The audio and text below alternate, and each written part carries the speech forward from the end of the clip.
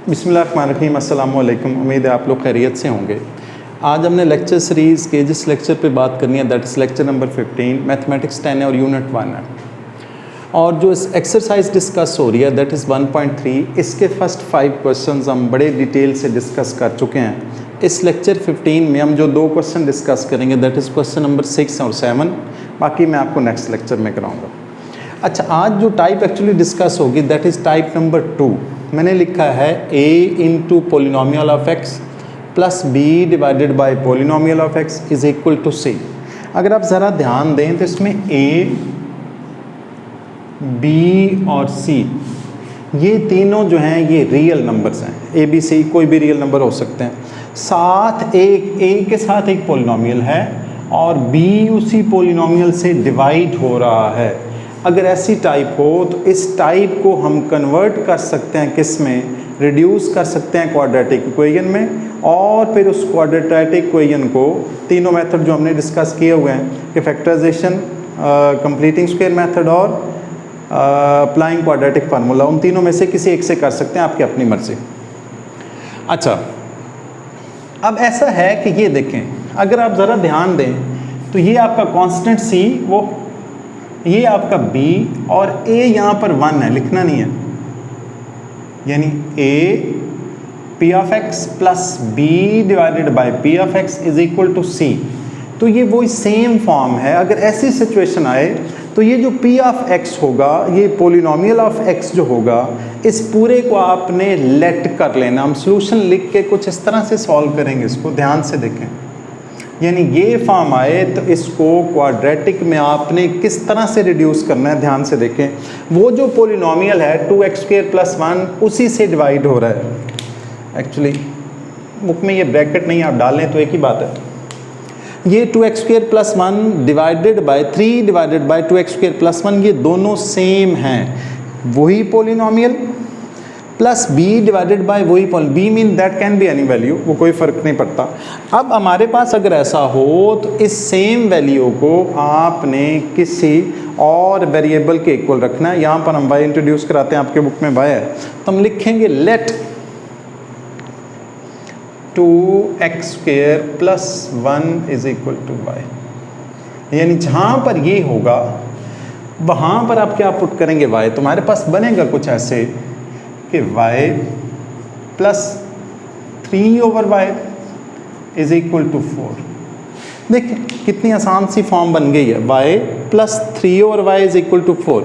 अब आपको पता है हम डिनोमिनेटर तो रखते ही नहीं है, तो आपने करना क्या है, इस पूरी इक्वेशन को किससे मल्टीप्लाई कर देना है, y से, ताकि डिनोमिनेटर रिमूव हो जाए और हमारी स्टैंडर्ड क्वाड्रेटिक इक्वेशन बन जाए, फिर हम उसको फर्दर सॉल्व कर सकें। अच्छा, अब हम इसको मल्टीप्लाई करते हैं, multiplying with y on both sides. Both side पर आप किससे मल्टीप्लाई करेंगे, y से करें जी, y से। इसको y से किया, इस डायरेक्ट ना करूं, मेरा ख्याल है इस पहली वाली को y से मल्टीप्लाई किया, फर्स्ट वन y थी, उस y को y से मल्टीप्लाई किया, plus y 3/y is equal to y into 4।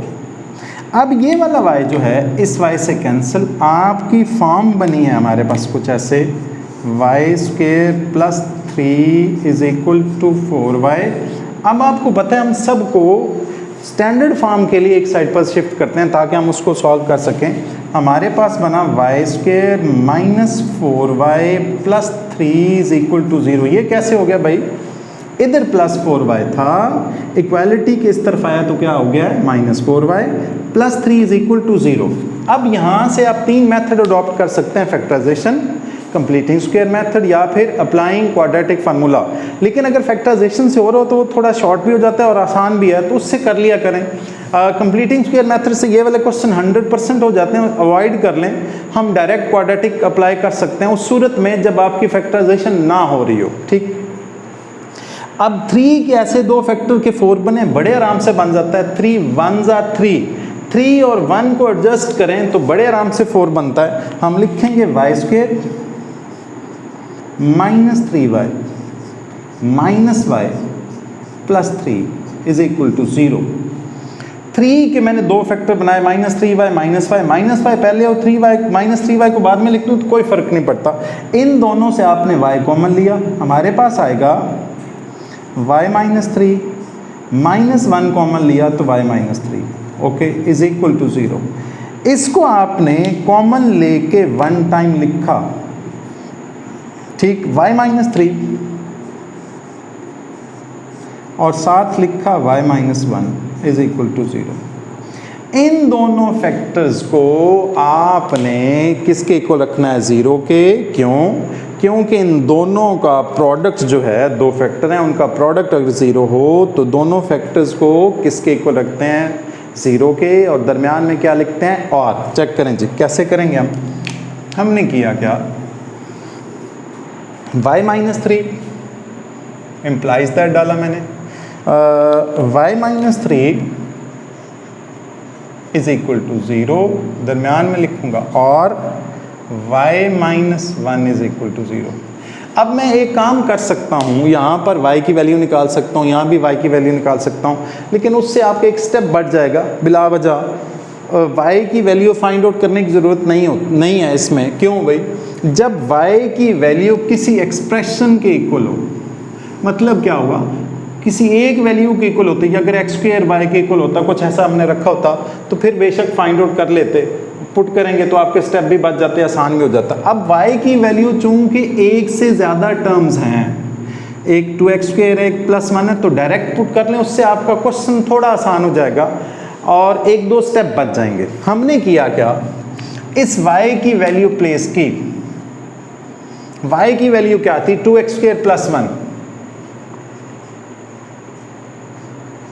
-3 as it is. इसको मैं रेड से कर रहा हूं, ये देखें, ये -3 एज इट इज। y की वैल्यू है 2x² +1 इज इक्वल टू 0, दरमियान में लिखेंगे, और y की वैल्यू थी 2x² +1,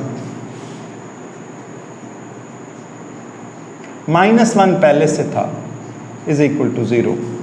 मैं कहूँ अगर ये एरो बना दूं ताकि आप लोगों को कोई इशू ना हो, ये -1 पहले से है और y की वैल्यू क्या है? 2x² +1 is equal to 0। ये देखें y किसके इक्वल था? 2x² +1 के। तो हमने y की वैल्यू पुट कर दी। ओके, ज़रा सॉल्व करें इसको। हमारे पास बनेगा 2x² -2 इज इक्वल टू 0, 1 -3 -2, और 2x² इज इक्वल टू 0 के। ये -1 +1 कैंसल्ड, ये +1 और -1 आपस में क्या हो गए हैं? कैंसिल। ओके, अब यहाँ से आप बड़े आराम से x निकाल सकते हैं। 2x² इज इक्वल टू 2, दरमियान में लिखेंगे, और x² इज इक्वल टू 0/2। ये 2 इधर मल्टीप्लाई हो रहा था, उधर जाकर क्या हो गया? डिवाइड। ओके, अब x² इज इक्वल टू 2/2। हम कॉमन लेके भी डिवाइड कर सकते हैं, तो एक स्टेप बढ़ जाना। देखें, अगर सब कहीं बच रहा हो तो आप उसको बचा लें, मसला नहीं होता। 2x² इज इक्वल टू 2 इधर मल्टीप्लाई और उधर जाकर डिवाइड हो गया, x² is equal to 1। Okay, और 0 डिवाइडेड बाय कुछ भी हो दैट इज इक्वल टू 0। अब इसका आप स्क्वायर रूट ले लें बेशक, x² और 0 का स्क्वायर रूट याद रखें 0 ही होता है, x इज इक्वल टू 0। एक रूट आ चुका है, याद रखें क्वेश्चन में अगर एक रूट 0 आए तो रूटीन में जितने रूट आने होते हैं उससे एक कम हो जाया करता है, ठीक है। अगर 4 आने होते क्वेश्चन में तो वो 3 आते हैं, 2 आने होते तो 1 आता। रूट मीन जो एंड पर हम आंसर निकालते होते हैं, रूट पे हम चैप्टर 2 में डिटेल से डिस्कस करेंगे कि रूट क्या होते हैं।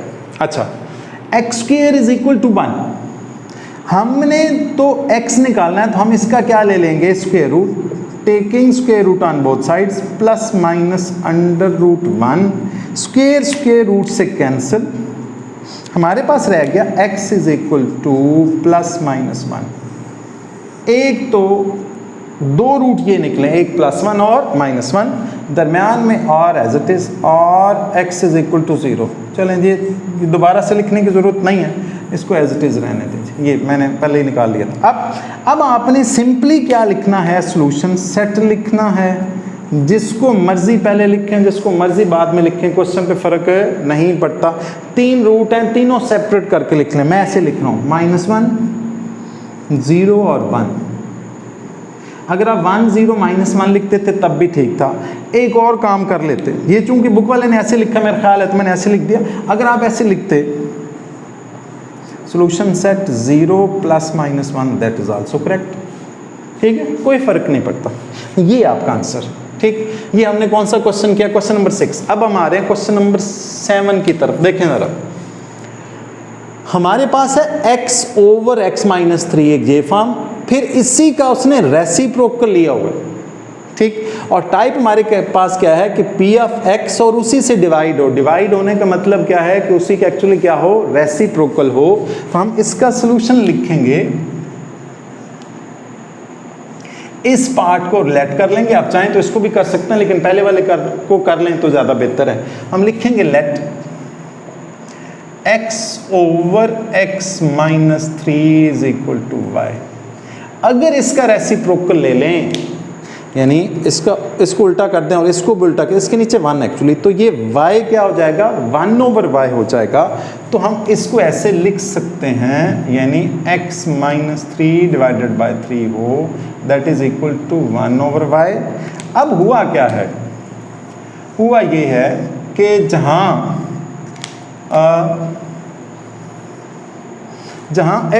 ओहो मार्कर गिर गया,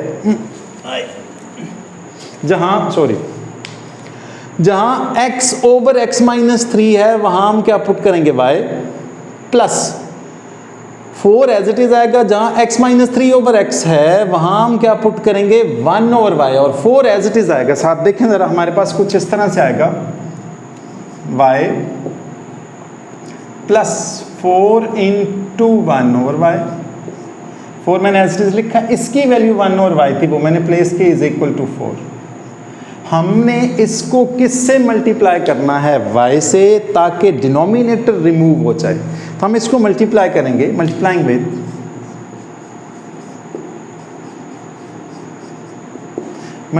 with y on both sides. y से आपने मल्टीप्लाई करते, इससे भी किया, इससे भी किया, इससे भी किया, तीनों को। हमारे पास बना क्या? मैं पूरी मल्टीप्लिकेशन कर रहा हूँ, आप चाहें तो एक स्टेप स्किप कर सकते हैं, फ़र्क नहीं पड़ता, लेकिन मैं कर रहा हूँ, कर लें, अच्छी बात है। प्लस इसको भी आपने किससे मल्टीप्लाई किया? इस y को मैंने y से मल्टीप्लाई किया, फिर मैंने लिखा y, और इस 4/y को, 4 को 1 से मल्टीप्लाई करें ना, सच में 4 बनता, बिलीव मी, 41 नहीं बनता। 4 को 1 से मल्टीप्लाई किया, 4 / y is equal to y × 4, यानी y और y मैंने तीनों से मल्टीप्लाई कर दिया, y से कैंसिल। ठीक हो गया। हमारे पास बना क्या? y²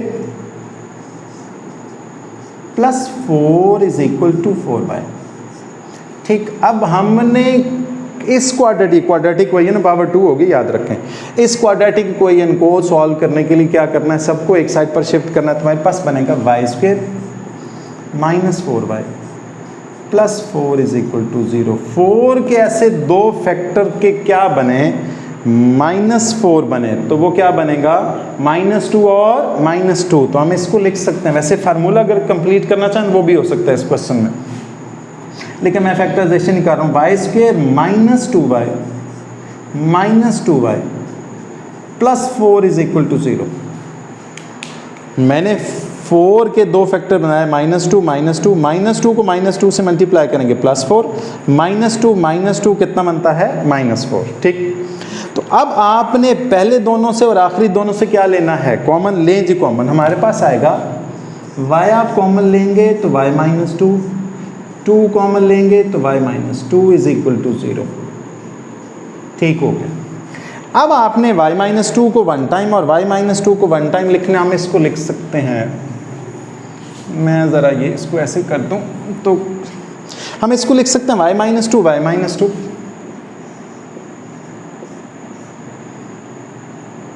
और y - 2 इज इक्वल टू 0।